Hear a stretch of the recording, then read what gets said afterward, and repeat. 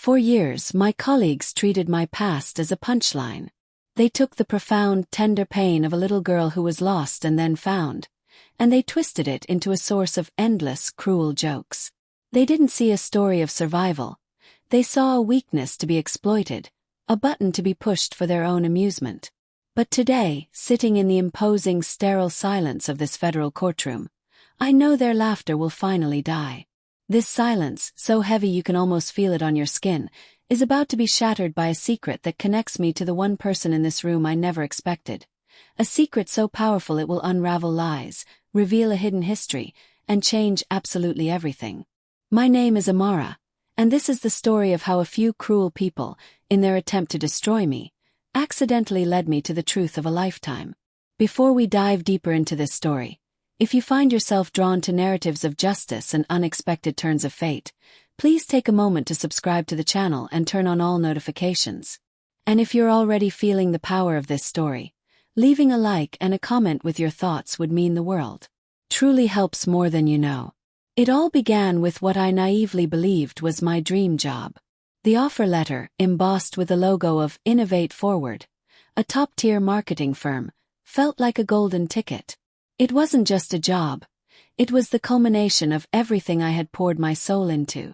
My degree, which I fought tooth and nail for, the countless late nights fueled by cheap coffee and sheer willpower, the years I spent honing my skills as a strategist, it all led to this. A gleaming office on the 34th floor, encased in glass, with a panoramic view of the sprawling city. For the first few months, that breathtaking view was more than enough. It was a daily reminder that I had arrived. I was Amara Williams, the promising new junior strategist, the quiet but determined girl in the corner cubicle. My singular focus was to be defined by the quality of my work and the height of my ambition, hoping to build a future so dazzlingly bright it would finally burn away the long, persistent shadows of my past. My colleagues were a typical mix of sharp, ambitious, and competitive city professionals, most of whom had the easy confidence of people who came from money. Among them, two quickly stood out: Jessica and Mark. Jessica was the undisputed office queen bee, her personality as loud, flashy, and expensive as her designer handbags. She moved through the office with an air of entitlement, her approval sought by many. Mark was her devoted shadow, a sycophant whose primary role seemed to be echoing everything she said with a loud, hollow laugh that grated on the nerves. Initially, they were polite enough, wrapped in that sterile, surface-level professionalism that keeps an office environment from imploding. I saw no reason to worry, no red flags. I was there to work hard, to prove myself, and to build a life my younger, lonelier self could have only dreamed of. The change was insidious, as subtle and slow as the way rust silently eats away at polished metal. It began during a mandatory team-building retreat at a lakeside resort, an event designed to foster trust and camaraderie. One of the exercises, led by a relentlessly cheerful facilitator, involved each of us sharing a personal story that shaped who we are. My heart began to pound against my ribs, a frantic drumbeat of anxiety. My story wasn't a clean, heartwarming anecdote about a childhood pet or a summer vacation. It was a jagged, fractured narrative, full of holes and unanswered questions. When my turn came, I hesitated, my throat tightening. The facilitator, sensing my reluctance, offered an encouraging smile and urged me on. So, with the eyes of 20 colleagues on me, I shared a carefully edited, sanitized version of my truth. I was adopted, I began, my voice barely a whisper, yet it seemed to boom in the suddenly quiet room. I don't know my biological parents. I was found as a baby, abandoned on the steps of a church in the middle of winter. I tried to sound detached, clinical, as if narrating someone else's life, but my voice trembled, betraying me. As an afterthought, a detail I almost kept to myself, I mentioned the one tangible link to that time. The nurses at the hospital told me I was clutching a small, metal locket when they found me. It's nothing special, old and rusted shut. But it was mine. A few people offered me small, sympathetic nods. A murmur of compassion rippled through the group. But then, across the room I saw it. Jessica shot a look at Mark. It wasn't a look of sympathy or empathy. It was a flash of predatory interest, the way a shark takes sudden, keen interest in a wounded animal. The air shifted. That night, the first joke landed. As I was getting a glass of water from the communal kitchen, Mark sidled up to me, a greasy smirk plastered on his face. "So, Amara," he said, his voice dripping with faux curiosity, "if you don't know where you come from, how do you know you're not secretly royalty? Maybe you're the long-lost princess of, somewhere." Before I could even process the sting, Jessica appeared at his side as if summoned. She let out a shrill, piercing laugh. "Oh, Mark, don't be so silly. Royalty, please. More like the long-lost daughter of a traveling circus. That would certainly explain the dramatic entrance into the world, right? Left on a doorstep." I just froze, the cold glass in my hand feeling like a block of ice. I managed to force a tight, painful smile, put the glass down on the counter, and walked away without a word. My footsteps felt heavy, my back exposed to their unseen smirks. I told myself it was nothing, just a stupid, insensitive, alcohol-fueled comment. But deep down, a cold dread settled in my stomach. It was only the beginning. That night, they hadn't just found a point of sensitivity. They had found my biggest, most profound wound, and they couldn't wait to start poking it with a stick. Back in the fluorescent-lit reality of the office, the jokes became a part of my daily existence. Jessica and Mark were masters of plausible deniability, always wrapping their cruelty in the guise of harmless humor. If I couldn't find a file on the server, Mark would call across the cubicles. "Hey Amara, maybe it's with your birth certificate." And Jessica would cackle on cue. They began referring to me as lost and found, in hushed tones as I walked by, their whispers just loud enough for me to hear. One morning, I came in to find a flyer for a missing dog taped to my computer monitor. Fifi had been crossed out with a black marker, and in its place, someone had written Origins. Underneath in the description it said, "Answers to the name, who knows?" Each incident was like a small, sharp paper cut to the soul. They were meticulously planned to be just small enough that complaining about any single one would have made me look hypersensitive and unable to take a joke, which was precisely their strategy. But taken together, it was a relentless, grinding assault on my identity, a constant, painful reminder of the fundamental void I had spent my entire life trying to fill with achievements and purpose. They weren't just teasing me. They were laughing at the most painful part of my existence, the fact that I had started life as a question mark. My work, which had always been my sanctuary and my armor, turned into a minefield. I tried to throw myself even deeper into my projects, hoping that my professional success would act as a shield, but it only seemed to provoke them further. My hard work paid off when I won the lead on the Sterling Automotive account, a massive, prestigious project that everyone in the department had been vying for. My presentation was a triumph, and for a fleeting, glorious moment, I felt untouchable, like I was finally rising above their pathetic pettiness. That feeling died a swift death the very next morning. The campaign I designed was centered on the themes of legacy, heritage, and family tradition. As the project team gathered in the main conference room, I presented my proposed slogan, "A legacy you can trust."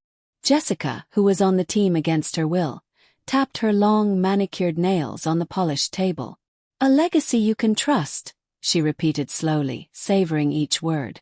She looked around the table, then let her eyes settle on me. "That's a bit of a stretch for some of us, isn't it? It's hard to talk about legacy when your family tree is a stump." Mark snorted loudly into his coffee, nearly choking. The other team members, people I had shared lunches with, people I had helped on their own projects, just shuffled their papers, staring intently at the table, the ceiling, anywhere but at my face.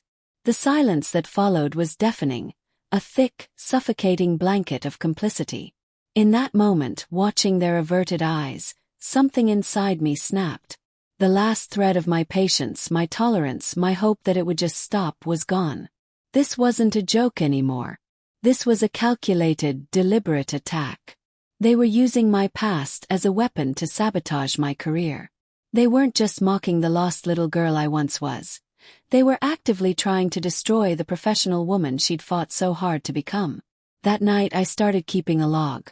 I bought a simple, black notebook and began to document everything. Every comment, every flyer, every snide remark disguised as a question. I wrote down the date, the time, who was present and what they said.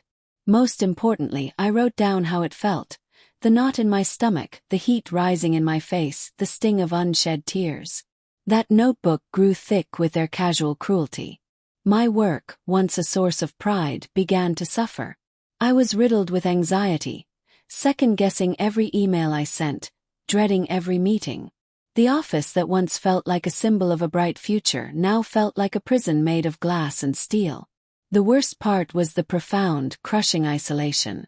Their laughter was loud and abrasive, but the silence of everyone else, the colleagues who saw it all and chose to do nothing, was a quieter, deeper, and more insidious kind of torture. I knew something had to give.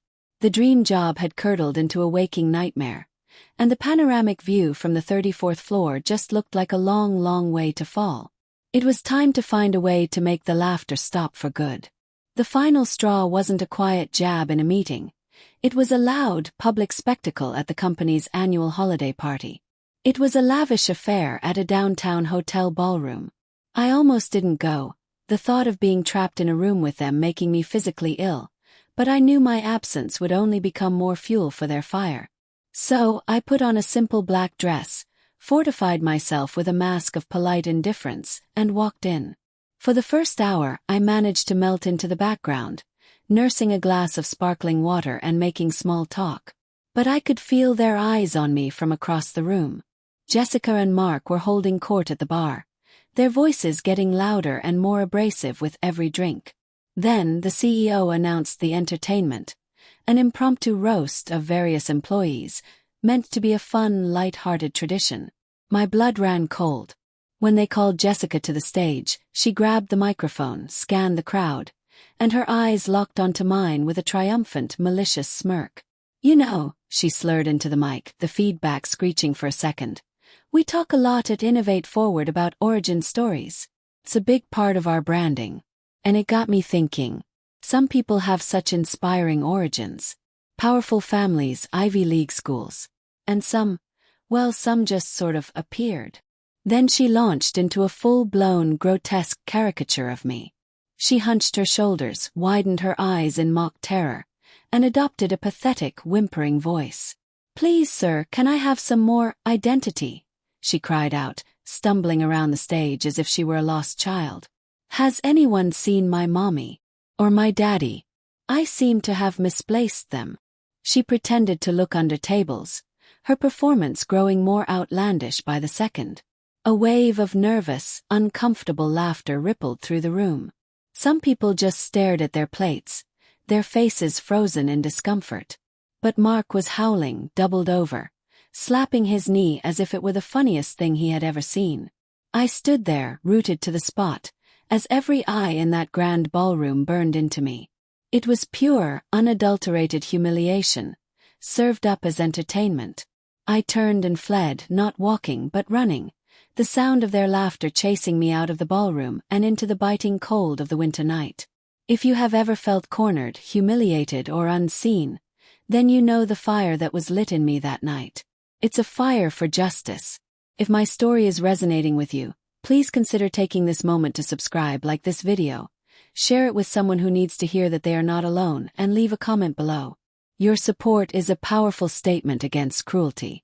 The next morning, my eyes swollen and my hands shaking with a mixture of rage and resolve, I walked into the Human Resources Department, my logbook held tight against my chest. The manager, a woman named Brenda with a practiced, sympathetic smile, listened patiently as I detailed months of targeted psychological abuse. I laid out the timeline, the specific incidents, the public humiliation. When I finished, my voice raw, she folded her hands on her desk. "Amara," she said, her tone dripping with condescending gentleness, "I understand that you're upset, but I'm sure Jessica is very sorry if her little skit was misinterpreted." "Misinterpreted?" I asked, my voice cracking with disbelief. She mimicked me being an orphan in front of the entire company. How else could that possibly be interpreted? "Now, let's not be dramatic," Brenda said, her smile tightening at the edges. Jessica is known for her edgy humor.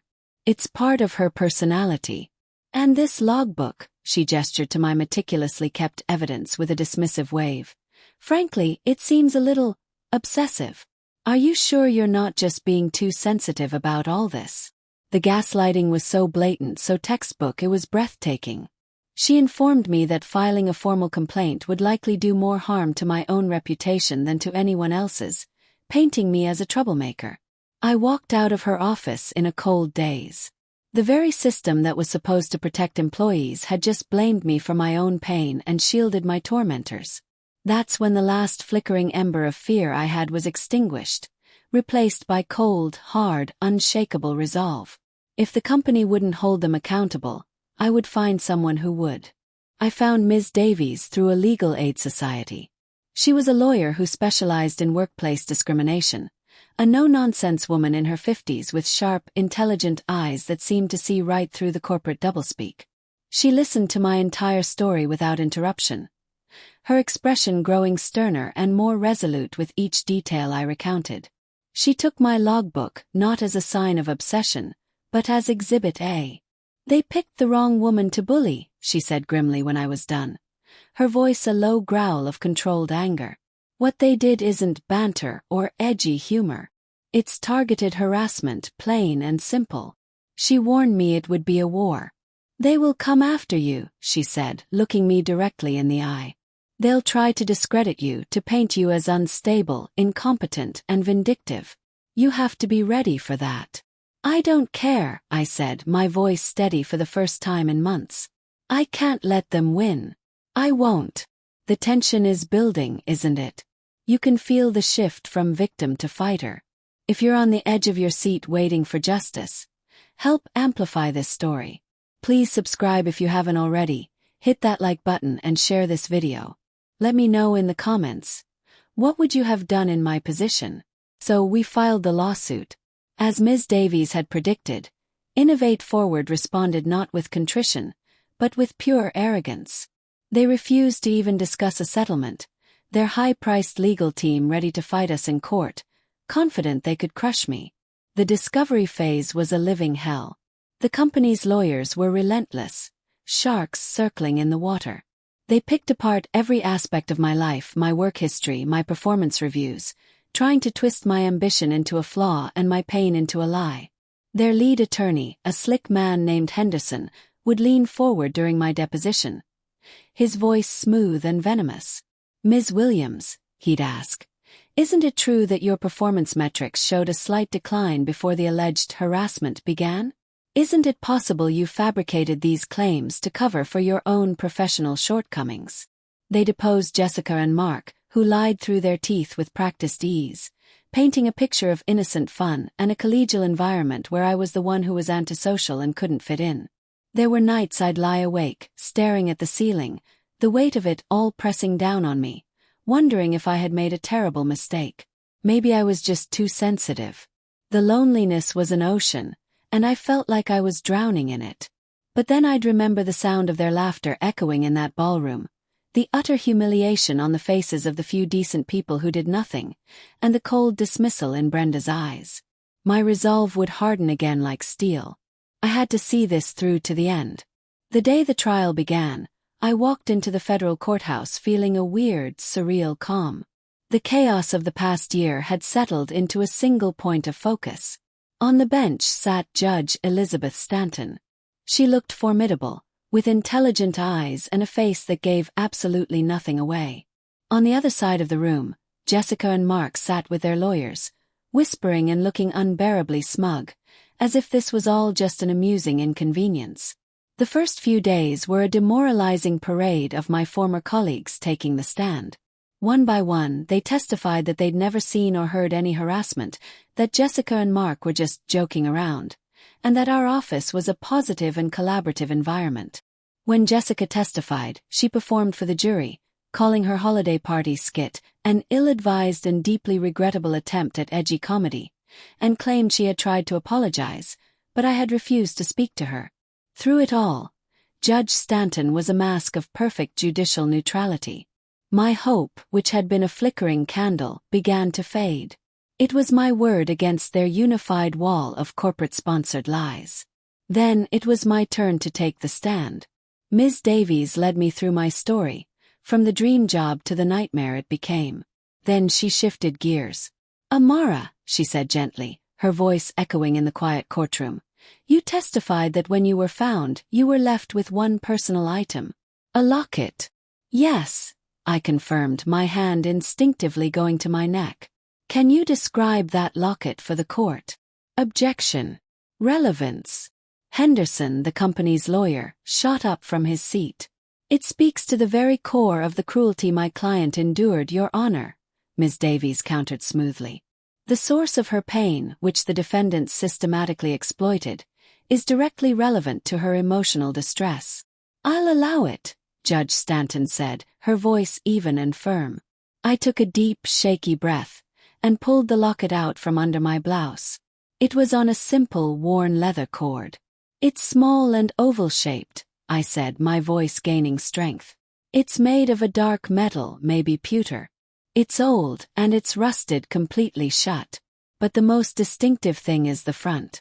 It has a small bird carved into it. Simple bird. A sparrow." As the word sparrow left my lips, the strangest thing happened. Judge Elizabeth Stanton, the impartial, formidable, unreadable judge, flinched. It was a tiny, almost imperceptible movement, but from the witness stand I saw it clearly. Her professional mask didn't just crack, it shattered. Her eyes widened with a look of profound, earth-shattering shock. She stared not at me, but at the small, rusted locket in my hand, her knuckles turning white as she gripped the edge of the bench. A wave of murmuring swept through the courtroom. Henderson looked confused, Ms. Davies looked intrigued, and I just felt a jolt of adrenaline. Judge Stanton cleared her throat, but when she spoke, her voice was unsteady, laced with an emotion I couldn't place. "We will be taking an immediate recess," she announced, her voice cracking slightly. "Counsel and Ms. Williams, please join me in my chambers. Now." The moment the heavy oak door to her chambers clicked shut, Judge Stanton's composure crumbled. All the judicial authority vanished, replaced by a raw, vulnerable humanity. "Ms. Williams." "Amara," she whispered, her voice choked with tears. "The locket. May I please see it?" Confused and trembling, I walked forward and placed the old rusted piece of metal in her outstretched hand. Her fingers closed around it as if it were a sacred relic. She stared at it for a long moment, then with shaking hands, she reached under the high collar of her judicial robe and unclasped a fine gold chain from around her own neck. Hanging from it was another locket. It was newer, shinier, made of polished gold instead of dark pewter, but it was otherwise eerily, impossibly similar. And carved on the front, in the exact same style, was the same simple sparrow. "Decades ago," she began, her eyes filling with tears that began to trace paths down her cheeks, "I had a sister. Her name was Elena. Our home life. It was difficult. When she was 19, she fell deeply in love with a young man our father didn't approve of. She became pregnant." She took a shuddering breath, the memory still raw after all these years. "There was a terrible fight. Our father gave her an ultimatum. That night, Elena ran away. Before she left, she came to my room and promised me that one day, somehow, she'd let me know that she and the baby were safe. Our secret symbol, since we were little girls, was a sparrow. Our grandmother had given us these lockets to match. Mine was gold for the younger sister. Hers was pewter. She looked from her gold locket to my rusted one, and her voice broke completely. She never sent the sign. I searched for her for years. I hired private investigators. I never knew what happened to her, or to her child. The world seemed to tilt on its axis, the muffled sounds of the courthouse fading into a dull roar. Lena, my mother, the sparrow, the locket. It wasn't a sign that was never sent. It was a sign that was left, but never found by the one person it was intended for. Your Honor, I whispered, my own tears starting to fall. Elizabeth, she corrected me, reaching out and taking my hand. Her touch was warm and real. Tears were now streaming down her face. Please, call me Elizabeth. I'm your aunt. In that one breathtaking moment, the huge, empty, echoing space inside me where a family should have been was suddenly, brilliantly filled with a blinding light. I wasn't a question mark anymore. I wasn't lost and found. Had a history. Had a name. Had a family. I had an aunt who had been searching for me my whole life. When we returned to the courtroom, the atmosphere was thick with confusion and anticipation. Judge Stanton, my Aunt Elizabeth, took her seat on the bench. Her eyes were red-rimmed, but her voice was pure steel. Ladies and gentlemen of the jury, she announced, her voice resonating with a newfound personal authority. Due to an unforeseen and profound conflict of interest that has just come to light, I must recuse myself from this case. She paused, then looked down from the bench, her gaze landing on Jessica and Mark like an anvil. However, she continued, her voice dropping to a low, powerful tone, before I do, I must state for the official record that in my 15 years on this bench, I have rarely witnessed a case that so clearly and disgustingly demonstrates the insidious nature of casual cruelty. The defendants took a young woman's deepest source of pain, her unknown beginnings, and they turned it into a weapon for their own sadistic amusement. Her eyes found mine across the courtroom, and for the first time I saw not a judge but family. What they did not know, what no one could have known, is that her history is also my history. Her pain is the echo of my own family's greatest tragedy. She looked back at Jessica and Mark, who were now pale and slack-jawed, their arrogance evaporated and replaced with pure terror. Let this be a lesson to every single person in this room. You never know the story behind a person's scars. Your laughter, which you found so entertaining, has now echoed into the halls of justice. And I assure you, no one is laughing now. Her words were a nuclear bomb that vaporized their entire case. Within hours, the company's lawyers were practically begging Ms. Davies to settle, offering a sum so large it was record-breaking for a workplace harassment suit of its kind. Jessica and Mark were fired immediately, their careers and reputations in ruins. Their laughter had finally, definitively died. But my real victory wasn't the money or their downfall. It was finding a piece of my soul I never knew was missing. It was finding my family. In the weeks that followed, Elizabeth told me everything about my mother, Elena. She was a painter, a free spirit, a fighter with a laugh that could fill a room. I finally had a face, a personality, a soul to put to the ghost who had haunted my life. We still don't know what ultimately happened to her, but for the first time, I feel her as a warm presence, not a cold absence. I used a significant portion of the settlement to start the Sparrow Project, a foundation that provides pro bono legal aid to victims of workplace bullying and funds mentorship programs for children in the foster care system.